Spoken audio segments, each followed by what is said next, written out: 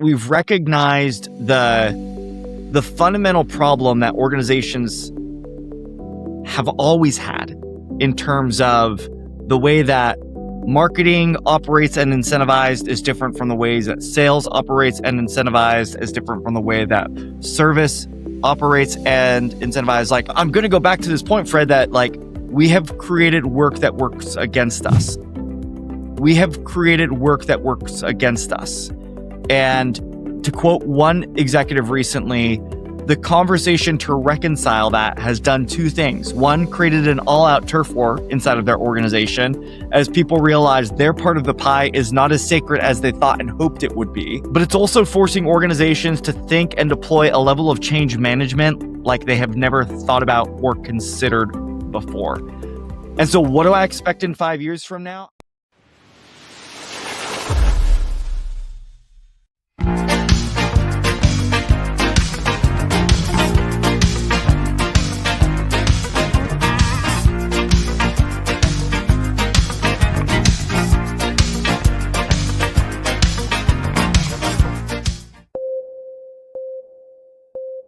Hey, contact center, customer experience friends, welcome back to another episode of Contact Center Journeys.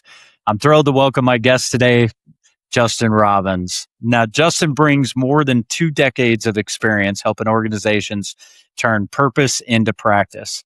His background spans customer experience operations, workforce development, and leadership strategy with hands-on experience inside contact centers, service teams, and executive advisory roles. Known for his clear human approach, Justin focuses on why disengagement takes hold at work and what leaders and employees need to restore trust. And what leaders and employees need to restore trust. I think I might have gotten that one wrong, but he is frequent speaker, researcher, and industry voice, recognized for challenging surface level thinking and driving real change. Welcome to the pod, Justin. Fred, thanks for having me. It's good to be with you. I feel like it was a bit of a journey for us to get here. We talked about this a while ago. Now here we are. This is it. Finally. We're real. We're right now. Finally getting it done, man. So as always, the intent of Contact Center Journeys is to inspire the next generation of CX and contact center professionals through the sharing of stories of those that came up in the industry. We want to change the narrative that contact center and customer service jobs have no future. I personally met entrepreneurs, executives, technology people in our space that started out just like me, just like you, agents, junior level leaders in the industry, and we celebrate those through stories. So there are never any sales pitches in Contact Center Journeys, and the content is free for the audience to use however you see fit. All we ask is that you tag us, let us know, and it's of course available, and subscribe on YouTube and follow us and Justin on LinkedIn if you're not already. So without further ado, how the heck did you get into this crazy world, man? Oh gosh, let's go back to young Justin. I grew up in a family where I wouldn't say that we were encouraged to start working at a young age, but it certainly wasn't frowned upon. And my dad growing up worked for the local newspaper. And one of the things as I, got to of age, which was 12, was, hey, would you ever want to do a paper route? It's, I think for, at least a generation, it was, kind of one of the key entry points to the workforce, right, when you're in your young teens. And I said, absolutely, that's something I want to do. I've always been wired as an early riser. So the fact that, these things showed up at 2:30 in the morning, you had to have them rolled and be out the door by 3:30, never really bothered me. What was interesting, Fred, if I think about that early experience and kind of the trajectory that started, there are 2 big aspects of it that I think back on, I'll say fondly, for the most part, fondly. Okay. One was every day when your papers got delivered, there was a dot matrix printout of any new subscriptions, of anybody who is on vacation. But they also, if they would have contacted the paper, they could leave notes and say, hey, Fred would really love to have his paper folded, not rolled. Or the preference would be that the paper actually goes on the back porch. And I was, again, just what I've learned is how I'm wired. It's like, if it was there, I want to honor that. Right. And, very quickly realized that if I did that for neighbors, they tipped me more regularly. Word got out to their other neighbors. And I remember one block ended up having they wanted the paper instead of rolled, which might have been easier to throw. By folding it in thirds, it wasn't totally janked up when you went to read it. I had an entire block end up making that their preference when I'm assuming one neighbor told the other. And that is, stuck with me several decades later now. Justin, what happens when we give the opportunity for people to share their preferences, but also do something to honor them? And did it take extra time every day? Absolutely. Was it worth it? 100% in my looks. And so that was one of the things that stuck with me. But the other really interesting one that in the moment, I don't think I realized how much of, kind of a memory this would become of me. But we got invited one time, if we wanted to earn some additional money. And they said, hey, because you only got, I don't know, maybe 15 cents a paper. I don't know what it was, but if I had 150 houses on my route, I maybe made $200 is kind of what, we're thinking about here. I said, do you want to earn some extra cash? We have this opportunity for you to come to the newspaper in the evenings. And showed up the first time, and it was a line of phones with stacks of that same dot matrix printer paper, and it had the name, address, and phone number of everybody in our town. And so what you had a couple teenagers doing a few nights a week was interrupting dinner times to sell newspaper subscriptions.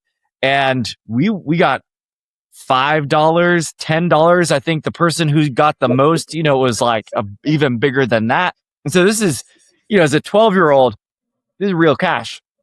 But very, very honestly, as a 12-year-old, I got experience of a little bit of what it's like to be a contact center agent. Let's kind of forward from there, Fred. I caught the bug for serving people. In high school, I had worked in hospitality. Post high school, actually, even through college, was working in different hotels. I somehow ended up GMing a hotel at the age of 19.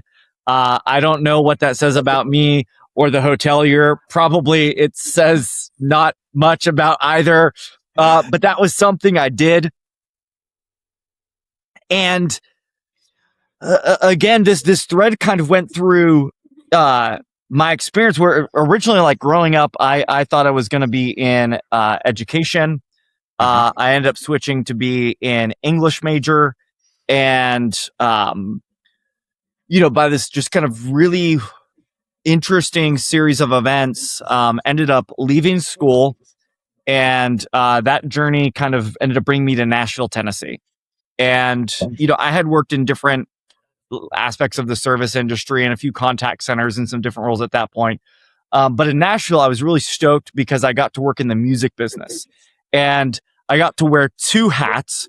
One was of a booking agent and the other was of an artist manager. And so for some artists, I was booking their shows. Others, we might be negotiating terms on their licensing agreement or things of that front. Sounded really fancy. Fred, at the end of the day, it was a contact center. I was doing outbound work, and I was like, if it walks like a duck, if it quacks like a duck, it was a duck. And when my wife and I decided to leave Nashville, it was really clear to me that I was wired for service, but I still hadn't found the place where I really had my footing. It was just, as people who've been in this, you find it's relatively easy to find work if you're considerate, if you pay attention to detail, if you have even an inkling of emotional intelligence. There's a very real need to be able to understand and serve other people. And I don't think it gets enough credit as people who do it really well. I think it's glanced over, and it's that's just something that not everybody can do it. Right. So when we left Nashville, landed in Hershey, Pennsylvania. And Hershey for me was my line in the sand moment where I knew this is what I wanted to focus on for the foreseeable future. And by that point, I had worked in different roles from the front line through leadership. I had gotten exposure to quality, to standing up one of the very first chat deployments for a contact center, all sorts of operation. And the Hershey opportunity was to lead guest experience for them, which was aspects of their contact center, but it was also working with other parts of our operation to understand how do we make and keep promises to our employees, to our customers, to our stakeholders across the business. I fell in love with the brand. I fell in love with the work. It was really the place where I started and sharing with other leaders about what we were doing and how we were thinking. And that kind of was the catalyst point for me. That's, how I ended up getting to then work for organizations like ICMI and HDI, where I ran their training and consulting practices, eventually running their research community, things of that sort. And then got to 2017, and I think I hit this moment for anyone who has been in a similar situation. I mean, like this: you wake up one day and you realize you're not doing the thing that you saw yourself doing. It's not that you don't love it. It's not that you don't find fulfillment out of it. But there's this question of like, is this really the place where I'm meant to be for the rest of my career? Like, is this trajectory really the one? Yeah.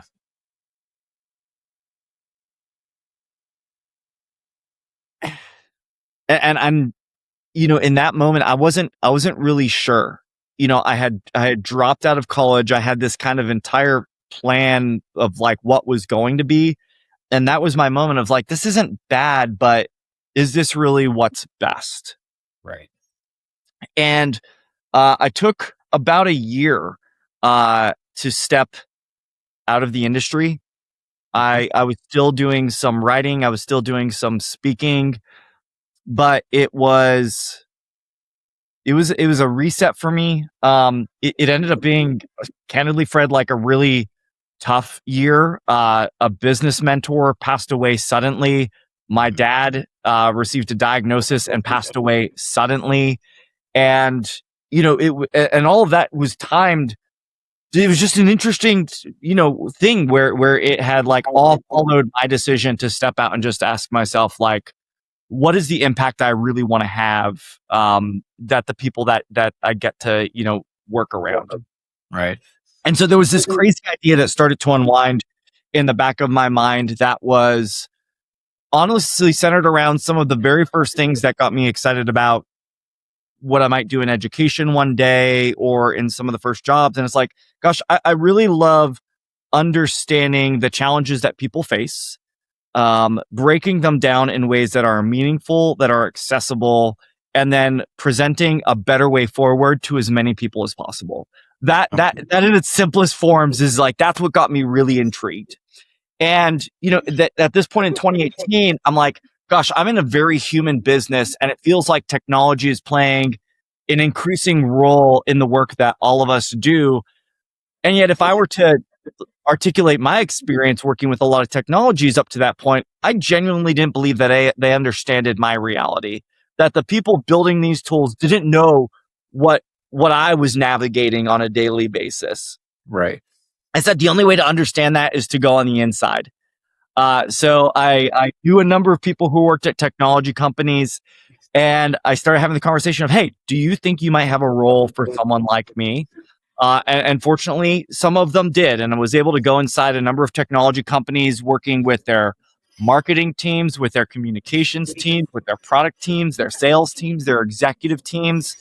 And I never explicitly shared this with any of them, but I really began what was almost 8-year masterclass to break down how do technology companies build, think and operate, what they do, and how do we start to reconcile this collision course that humanity and technology are on. And so I wanted to be a student of the technology, because in 2018, the thing I wrestled with all of 2017 was knowing that one day I wanted to be out on my own, and I wanted to have a business where I could study the space in a way I wanted to study it, where I could build resources for leaders in a way I wanted to build them, and that I could move as fast as I needed or wanted to serve as many people as possible. Right? Without having to say, hey, it's about this technology or it's about this brand, but it can be genuinely centered on like what's best for people to show up at work every day and have their potential just kind of fully available to them. Right. So that kind of became that. I launched my firm in 2024. I launched the firm. And initially it was centered on a couple things, Fred. It was how do we do research on what's holding organizations back from designing and delivering great customer experiences? How do we bring content to life that equips people in a meaningful way? And of course, how do we get out and share what we're learning and what we're seeing with as many people as possible? And now in the moment that we're at right now, the light bulb that kind of went off for me, Fred, a while ago, is that for so many organizations, we have actually designed work to work against us, and it's not intentional. And yet for so many people, that is our unwinding. That's what's driving disengagement. That's what's preventing experiences from being amazing with our customers. And that's what's preventing all of the someday maybe that we have in terms of the value and the impact that we can provide to customers, employees, our organization. All of that is because work is working against us. And so, if we talk about the journey, Fred, where do we go from where it began to where we are right now? It was a kid who got incredibly curious around what creates meaning in people's lives. And now it's how do we systematically remove all of the things that prevent us from getting back to that thing we all crave, and that's to have meaning and to provide value to those around us.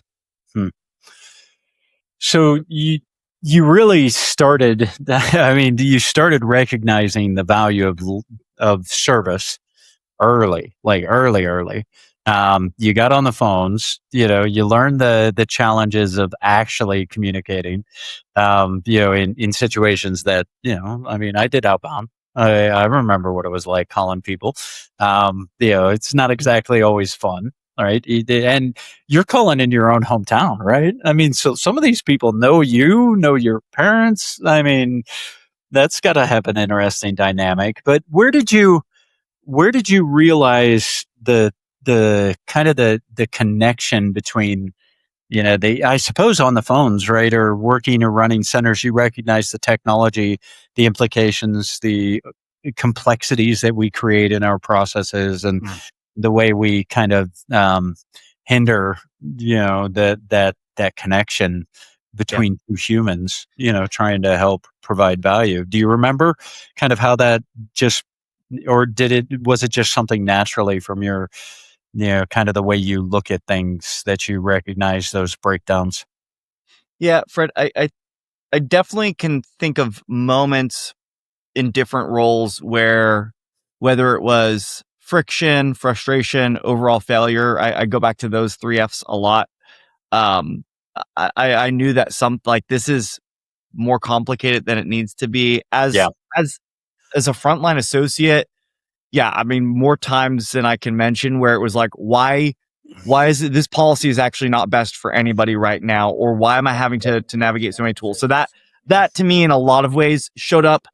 I think about the one center I worked at where this is one of my first roles in quality, and seeing how we were measuring some things because it was literally checking a box to, enable us to say or to maybe qualify for something. And it's like we were doing that and it was actively frustrating customers, but it was like, well, we got to chase this shiny thing here, whether people want it or not, because the system wants that. oh, this person over here doesn't matter what they want. It's like that to me was one of those moments. And then I think too, gosh, it was 2006 where one of the contact centers I was in was deploying chat for the very first time. And email had been stood up for probably about 5 years at that point. I want to say it was launched in the early 2000s for them. And chat was our third channel. And I remember in that moment actively having conversations as a team about what is happening. We've got people who are emailing in, they're on the phone, plus they're doing chat with us. Like, we don't have visibility into the, it's like, even in that. Oh, yeah. And there are moments today, Fred, where I'm like, we still have the same problem. We are 20 years past that. Yeah. And some people are like, that's still an issue. Oh, yeah. Like, those were the things for me when, like, grinding moments. I mean, okay, one more. This was, so, one of my centers, we had most of our system had moved off of AS400, which, if you're not familiar with AS400, think a DOS green screen. And if you're still not familiar with that, search it. We had a power outage hit the center. We had another location that was our fallover site that I remember having to go in a few hours before we could open the phone lines and having to manually stand up these virtual environments on these computers so that we could get even a couple people to handle the interactions. And Fred, like, this, like, it's a little bit ago, but it's like, it feels a lot longer ago than, I mean, that was probably 15 years ago, 14 years ago, somewhere in there. It's like, it's still a long time, but it's like, yeah, those were the moments for me. Those were some of the moments. Yeah. Well, I mean, you don't tell me. I remember the first system I ever touched was an ETS. Back in the ETS, EIS, Avaya, Cisco, those early stage, AS400 based applications. I mean, we were running punch down blocks at Twisted Pair. And for those people that are watching, if you're not Generation X or older, you have no idea what I'm talking about. And I understand. It's okay. You don't want to know. But the reality was, but even not too long ago, I mean, it was 5 years ago, I think, somewhere between 5 and 10 years ago, I found out that there was still a mortgage division in the largest bank in the world that was still running on an AS400 platform. And they had slapped, a web interface over top of it, but still under the baseline of everything, it was still an AS400. Running straight to telephony. They couldn't even run D channels on those. They had to still run on traditional T1s. And that's getting a little geeky for the audience, but back in the day, telephony came into a facility with 24 channels on what was called a T1. And I know you know this because you and I come from this era, but, then the digital age came and a D channel took up one of those, but that D channel passed all of the data, hence D channel, right? So then you had 23, but I mean, so one of the largest banks in the world within the last 10 years for sure, was still running an AS400. And if you look statistically, we're still like 30% of the Fortune 500 still have premise-based telephony somewhere in their organization. Yeah. I mean, so how much has really changed in our space? I mean, you talk about omni-channel. I mean, I can't tell you how many times we hear about, companies coming in that still are disjointed, not even multi-channel, in my opinion. They're running completely separate segments per interaction, right? I mean, so yeah, that's crazy. But you notice that, anyways, part of your wiring somewhere along the lines, that stuff probably just was obvious to you. You're like, why are we doing this? Right. Well, I think, Fred, for me, again, it was like I kept asking what's actually getting in my way. And it was typically the tool, or it was some stupid process, right? Often the policies, most of them, they like, you could rationalize your way into like why this exists, Right. but it was so often a tooling issue that Yeah. and that, I mean, honestly, even now when I do research with frontline associates, this is like, hey, I want to show up and do a great job, but this thing, it's preventing me from doing that. It's like, why would we do that to ourselves? Yeah. Why? So your journey has been, you're in my generation, right? You're Gen X. I'm not going to make you call out your age, but you're a Gen Xer, right? I'm a cusper.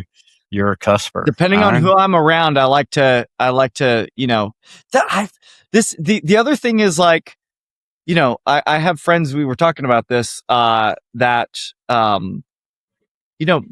are also a lot older than I think a lot of people realize, where it's like, hey, there are some millennials that are very quickly also qualifying for AARP. So it's like, right. Yeah. You the millennials, I'm not going to say you, I don't know what, but I was born in 75, right? I'm still a Gen Xer, but I'm getting pretty close to the millennials. I mean, it's not all that far off. We're all getting older, right? That's just part of the nature. Well, it's interesting because like I'm a research nerd sometimes, so it's like I spent a while. There was a course I delivered, and it was called "From Ties to Tattoos: Understanding Generations in the Workforce." And I like it. The reason I bring this up is because I actually realized, like, when I was, learning to develop that and even studying some of the stuff in there, there's these interesting like bridges between generations where, depending on who is in your friend group or what you did from a career standpoint, you end up taking on, one attribute of one than the other. And, very honestly, like I mentioned the thing about being a GM at 19.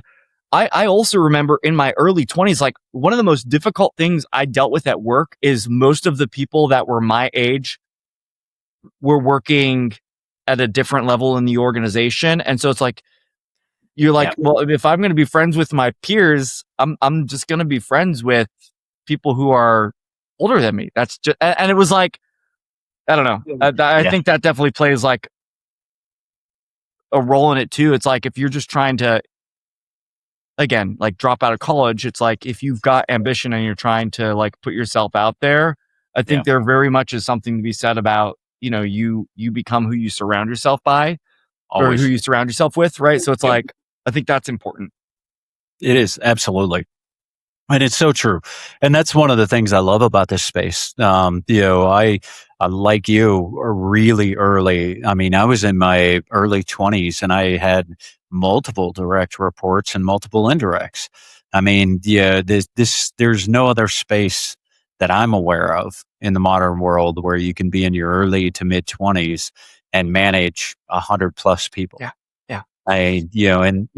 It's the contact center. Well, we used to call it the call center MBA program, right? But there's no other place where you learn KPI management, human resources, motivation, inspiring, and and also challenging in leadership. And if you can't manage up your people, you're not going to last long. So the ones that actually do figure it out, or plus. I almost look at, and I don't know if you have an opinion on this, but or if you've noticed, but the people that grow into senior level leaders from agents, they have this insight and maturity because they had to go out and learn this stuff. We have not, as a practice in contact centers, we are not great at training. We're still not to this day. We don't train our supervisors or managers or directors. We just throw them in the fire, and either you figure out how to survive or you don't. But nonetheless, I mean, some of the best leaders I know started out in contact centers. Even totally. People, yeah. I think the biggest thing is that the challenge with that is it's unpredictable. It really is left to chance because there's no, we'll say widely adopted formal training and credentialing. I mean, there's certainly some great organizations doing incredible things to equip contact Right. center leaders, but because the recognition and the use of those types of things is inconsistent, you might have a really great leader, but unfortunately, for every great leader, you also have a bunch of mediocre ones Right. just because there isn't that rigor and level of discipline in recognizing. I mean, as you called out, so many important skills and things that you learn through this work. You know, spending time to formalize it and to actually get disciplined again. I'm going to go back to that word. I think it can do a lot of people justice, and it's available to you. Like, the only thing stopping you from being incredibly capable in this work is you. Truly. Especially nowadays. I mean, I'm often jealous of this current generation, and in some ways not. But trust me, I would not want to be a kid growing up in the social media age. Mm. I'm very thankful that we didn't have cameras walking around in our pockets, every day growing up. The access to some of the greatest minds ever, in history at your fingertips to learn literally anything you want to learn. And yeah, I mean, but it is really comes down to you. And you're right. I mean, for every one great mentor I had 20 leaders, that were either mediocre or bad, throughout that time of coming up and even into software. You would think you would take a step up in the leadership quality and knowledge and skill set. And I'm here to tell you, that's not always the case. And, so yeah. Well, awesome, man. With that transition, let's get into some of the Q&A portion. Cool. Um, so today, what keeps you up at night when you think about contact center customer experience? What keeps Justin up? How much is left to chance and coincidence? To the point we just had on training, I know how much is being held together by a few highly caring, highly capable individuals, or some, temporary band-aids that have been on for way too long. Yeah. That's what bothers me, is I know what most people are experiencing as customers and as employees is Yeah. not thoughtfully designed and delivered. It's a bunch of just circumstantial byproduct of, however the organization reflexes to everything that's happening. Yeah. It's still the same challenges as when you and I were coming up in the space fundamentally, Yeah. right? I mean, that hasn't changed all that much. Um, I love that you went there, because you can imagine a lot of my guests are, right now, of course, everybody worries about, artificial intelligence and the impact to the industry, but it still comes down to fundamentally the way you design, the way you deploy and execute, for all of the fundamentals of still interacting with the customer. I mean, it's still human to human, no matter what, you know. So, Yeah. yeah, Yeah. Fred, if so, here's why I didn't go with maybe what would feel like that obvious with AI, because right, to your point, whether it's people, technology, or anything in between, without thoughtful design and then discipline in how we bring it, it's all gonna be sideways. yeah, And you might get lucky every once in a while. Everybody does, but it's not predictable. It's not going to scale. And at some point, the fact that you didn't have that intentional design and discipline, it will show itself. oh yeah, absolutely. There's no hiding, and it actually, in my opinion, and I sit in between a lot of flow of different products and technologies and services. It actually amplifies. today. In my opinion, you want to throw some gasoline on the fire. Let's throw some artificial intelligence in there. Let it just learn and ingest all of your current environment and start spitting that back out. People don't realize it just amplifies the same processes and behaviors that you do today.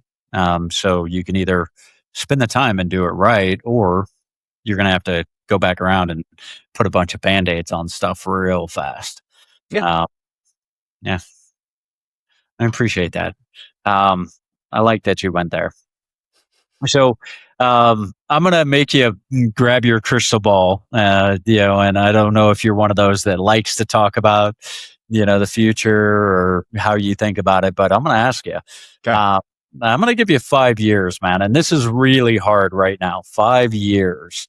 How do you see the future contact center customer experience? How do you see our practices, operating in 5 years from now? What do you see playing out? People, technology, where do you see this all going? Okay. First off, I think 5 years is a lot of time, but it's also not a lot of time. If we think about 5 years ago today, we were already a year past the height of the pandemic. That was literally already 5 years ago. That was a Right. year in the past. And if I think about fundamentally what has changed, it's been the same trajectory that we were already on. And it's that people, doesn't matter if you're a customer or an employee, you will have access to more information faster than ever before. What have we seen? We've seen the speed of information and the amount of information that's available certainly continued to increase. What's the factor? There's more noise. But I gotta be honest with you, like, there was still a lot of noise out there. I just think that we're more aware of it. I actually think that's a good thing, because we have to be more discerning in terms of what we're listening to and what our source is and how we think about that. So what do I think is going to happen in 5 years? I think it's easy to say that there will be more noise. You and your employees and your customers will have access to more information at greater speed than ever before. That's not going to change. Yeah. I think it is easy to say that the complexity of the environment, like, it is not going to get simpler. It just doesn't. It hasn't. It won't. So it's going to be more complicated for sure. And is there more stuff that's going to be automated? Yeah, but we're also going to have more stuff that's very people-y in nature and our need for that. So at a very high level, I don't think any of the stuff that's been mounting, and I don't think it's fundamentally going to be different in 5 years than it is right now. If we choose to just go with the status quo, you're going to continue to feel pain from bad decisions. Your people are going to continue to not get along. That's it. What do I hope for 5 years from now? What I hope for 5 years from now is that we've recognized the fundamental problem that organizations have always had in terms of the way that marketing operates and incentivized is different from the ways that sales operates and incentivized is different from the way that service operates and incentivized.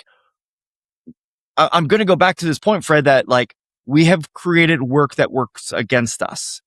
And to quote one executive recently, the conversation to reconcile that has done two things. One, created an all-out turf war inside of their organization as people realize their part of the pie is not as sacred as they thought and hoped it would be.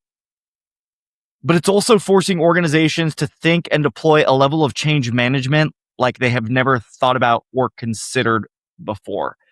And so what do I expect in 5 years from now? I think we're going to start to see some real cool stories of organizations who recognize that now or even earlier and can show how they better aligned their teams to work together to move toward shared outcomes and to thoughtfully enable success, whether that's in how they're using technology or how they're using their people. I think that's going to be the view from 5 years from now, because I think most organizations are going to continue to get in their own way. They're going to be really, really good at putting this big idea and aspiration out. And then when it comes time to get the work done, they won't have had, use this word again, the discipline to be really clear about what actually matters, to be really clear around where trade-offs need to happen, to be really clear about how we make sure that we're operating at a pace that is sustainable and that we're measuring the right things. Like, said a lot for a short question, but what do I think 5 years is going to look like? Not too different from today. We're going to celebrate the organizations that were able to work together and get really, really clear. And we're going to be here and like, oh my goodness, it's more complicated than it's ever been. And there's more information than there's ever been available. And I can think back in multiple 5-year increments, Fred, where we had that exact same conversation. And yeah, are things totally different? Yes, but things are also totally the same. Yeah. It's interesting. I think the visibility, the insights of the data are what I hope is going to drive some of this shift. You know, executives at the C-suite, you know this because you've dealt with enterprises. You know, you've been in boardrooms. That they don't see a lot of what happens at the practice level of contact center and customer experience. They may get some pretty dashboards or NPS scores or whatever their favorite, name your favorite KPI that particular executive buys into. But they don't actually have the ability to drill down and click in. And you know, as a leader, everything is, as an executive, everything's through a lens. So as you get data, whoever's telling you is obviously telling you through their lens, through the way they experience it, the way they see it. And of course, naturally, humans kind of, they don't necessarily do it in a manipulative way, but they position things in a certain way based upon what will be advantageous to their team. And, that's part of being an executive, is learning how to filter through all that noise, or through all the noise for the signal, right? Well, now all of a sudden, I think what I'm seeing is this technology is going to give a signal at a speed in which nobody's used to. And when you actually get to the point where you can really drill down into what is the true signal in what's going on with your customer at the prod, at least at marketing, at prod, at, if you're in tech, implementation, services. I mean, when you see all those signals, as an executive, your job is to act, accordingly, to fix those things. I almost hope, I'm with you. I'm very optimistic for what this is going to bring. I think there's a messy middle. I truly believe there's going to be a lot of really messy middle. There's going to be a lot of companies who have lived off of their complexity for a long time, and are no longer going to be able to live in that space because it's too hard. Hard's going to be going away with the dodo bird. For a lot of things. I mean, just look at, OpenClaw, Claude, some of the desktop builds. I mean, some of the things that you can accomplish just as an individual sitting at home with a Mac Mini. The world's shifting fast. What I really hope, like you, is I'm optimistic that because of the signal and the clarity of that, at some point, I hope we really condense and can simplify. I'm like you. I know under the hood, this is still going to be very messy, and a lot of systems, and those aren't going away anytime soon. But, there's a piece of me that really holds out for, maybe we finally have some tools that will really be able to get to that signal quickly and let companies, move and adapt.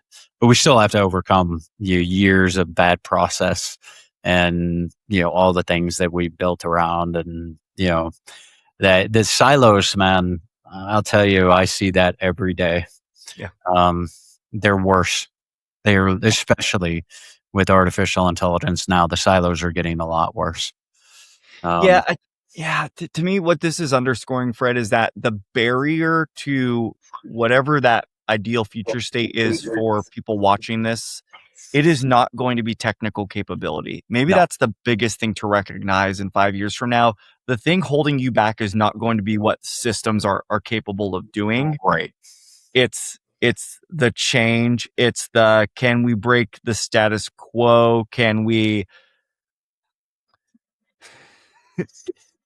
even just get alignment on where do we go first? Because to your point, all of that data available, well, where do you start to decide who gets to make decision on that and validate what's worth it? Because, I think one of my biggest fears to not to use your words against you, but to use your words to reinforce this, you have a lot of executives who don't understand the nuance of the contact center. right, And, we've already seen examples of where they have data that they think looks really good and tells the story that they've wanted to tell themselves all along.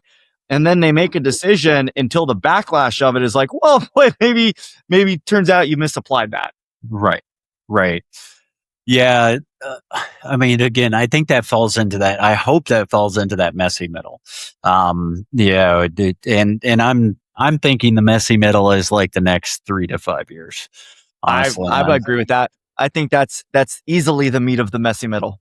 Yeah, I mean, we're already there. It's no longer when we see POCs or deployments fail. It very rarely has anything to do with the tech anymore. It really comes down to change management, people and processes, documentation.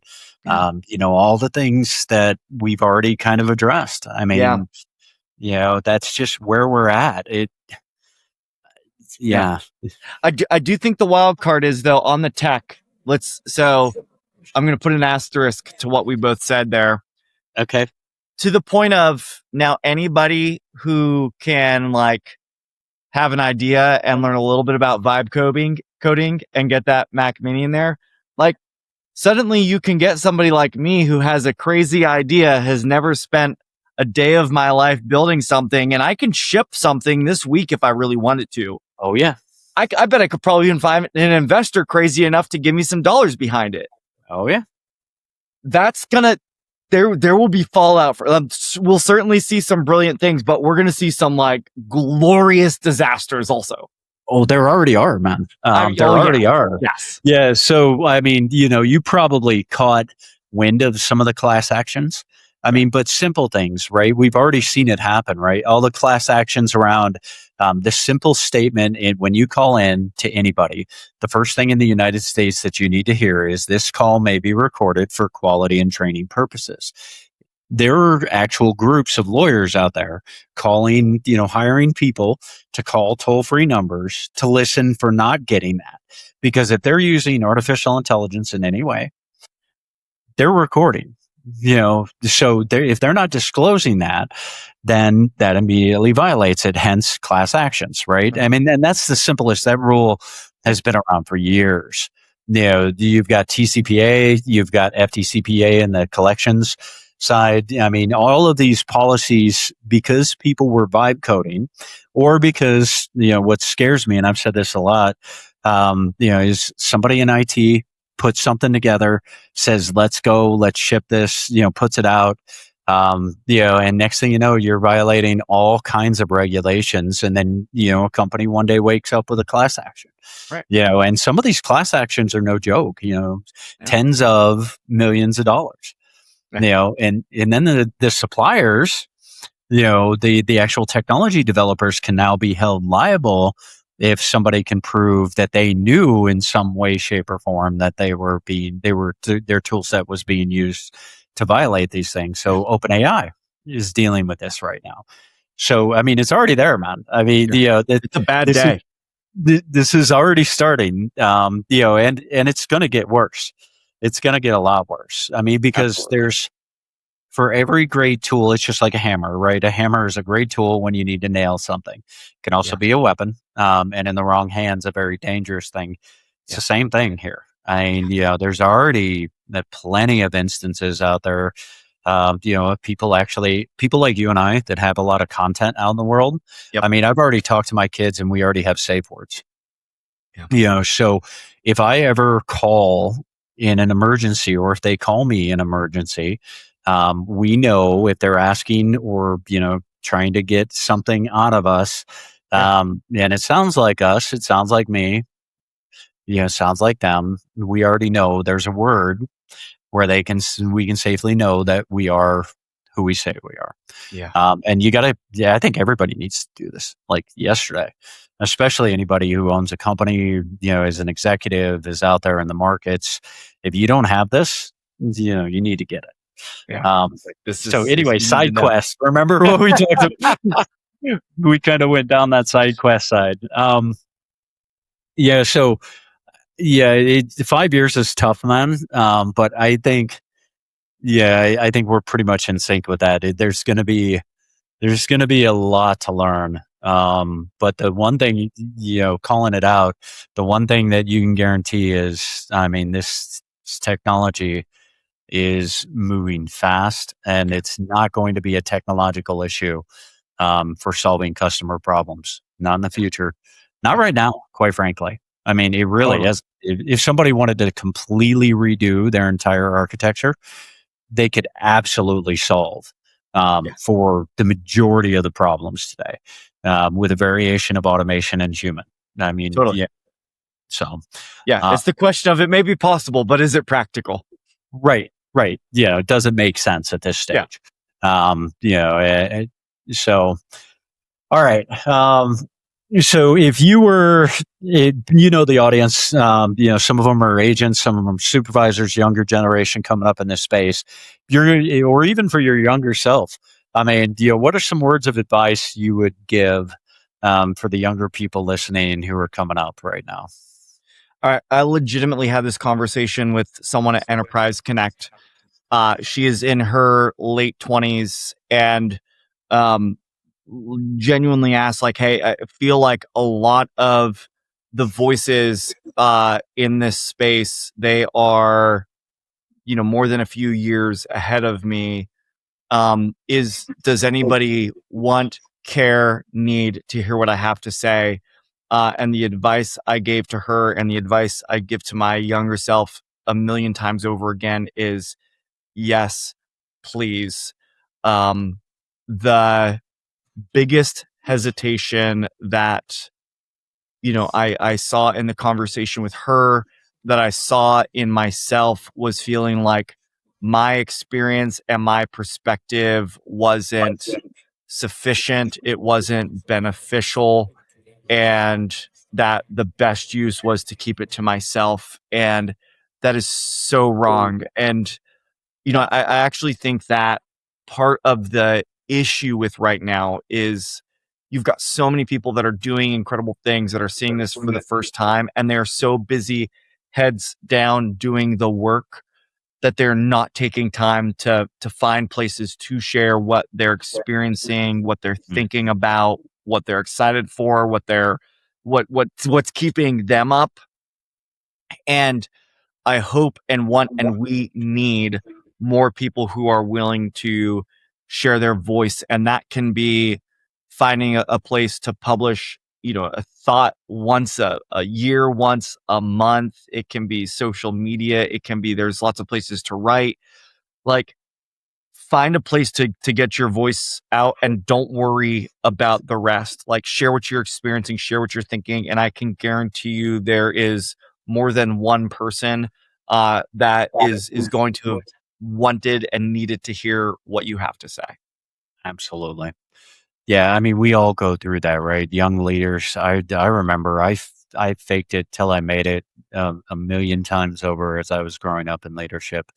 But you can't help that. That's self doubt. But you got to fight through it. You got to get your voice out there, and go to events. I've had a couple of younger leaders on the pod recently, and one of their episodes is out. Another one's coming up here shortly. What I found is a lot of people wait until much later to get out in the market. and actually start meeting others who deal with the same challenges, and people like yourself and, other guests, and, get out and meet the people. I think what you'll find, I only really knew, I've grown up in this industry, literally. I have my entire adult life, other than 2 months where I tried to escape.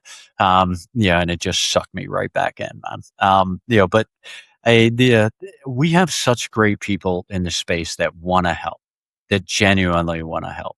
Don't get me wrong. There's always grifters, and there's always, you have that everywhere, right? But I think that we have a overwhelming large number of people that really are there and will mentor and help and guide, and they, like you said, I mean, if they have the thoughts, there are people out there that need to hear it too, and they're probably thinking the same thing. And your stories, for anybody watching, your stories are important. um you'd be surprised how many people, and even if it helps one person, you know I mean, that's all we can ask for sometimes, is just help somebody. Yeah. That's what we do. That's what I love. The contact center, I actually talked about it this morning on my Monday morning video.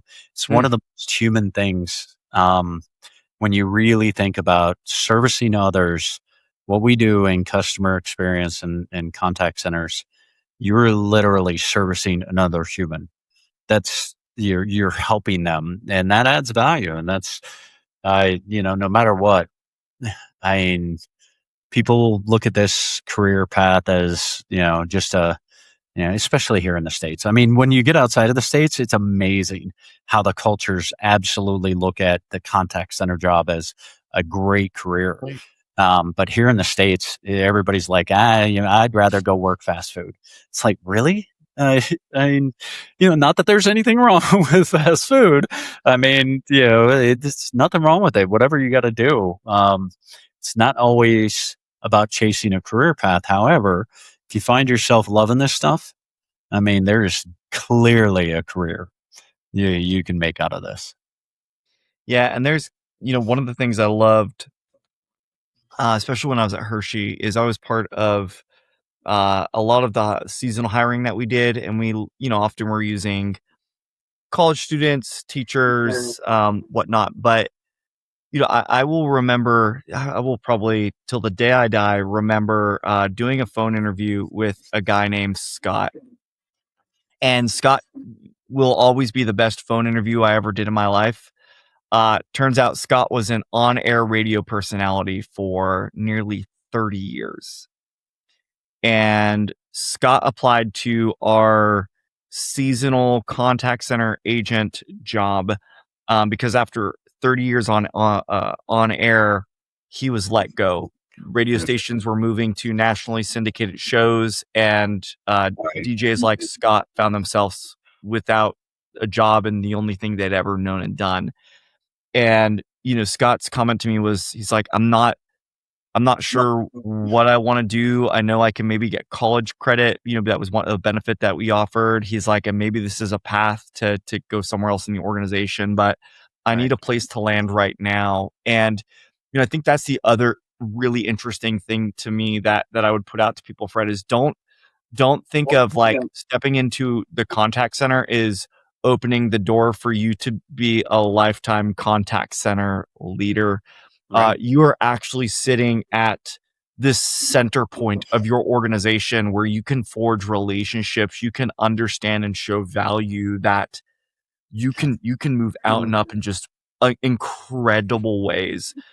So that would probably be the other big thing that I'd say there is, it's not even about the opportunity it presents in like customer centric work, which I think is also not going away and really important. But frankly, like your opportunity to be relevant to your organization, I think there are a few places that better position you to do that than working inside of a service or support team. Absolutely. I love it, man. Well, finally we got it done. I appreciate you. Always enjoy our conversations. This one's been a lot of fun. Any final thoughts? Anything you want to leave the audience with? Oh man, I felt like I left so many things. I don't want to stack any more on. All right. closing thoughts. Here's what I'll say. I'm actually going to put a challenge out to people right now to that point of relevance. If you want to be the person in 5 years from now that your organization looks to and thinks about as like they were the ones who saw it early, I'm going to challenge you to be incredibly curious, and I want you to maybe spend time getting to know and understand other people in your organization and what they're thinking about, what they're working on. I want you to do everything that you can to be connected to business outcomes. Understand what matters most to your boss, to your leader's leader, and align what you do around that. And then I want you to be really, really clear on what success is going to look like for you this year. So be really, really curious, really, really connected, and really, really clear about what matters. And I can guarantee if you just like simplify what you're doing and say, how can I move those things forward? 5 years from now, you will be a person that others in your organization will look to and lean on. So that's it. I'm going to leave with that, Fred. Love it, man. Appreciate you, brother. Appreciate you. Yeah, absolutely, man. I'll talk to you soon. For all those watching, thank you as always. And don't forget, make sure you follow us, follow Justin, puts out great content constantly. And we'll see you on the next one.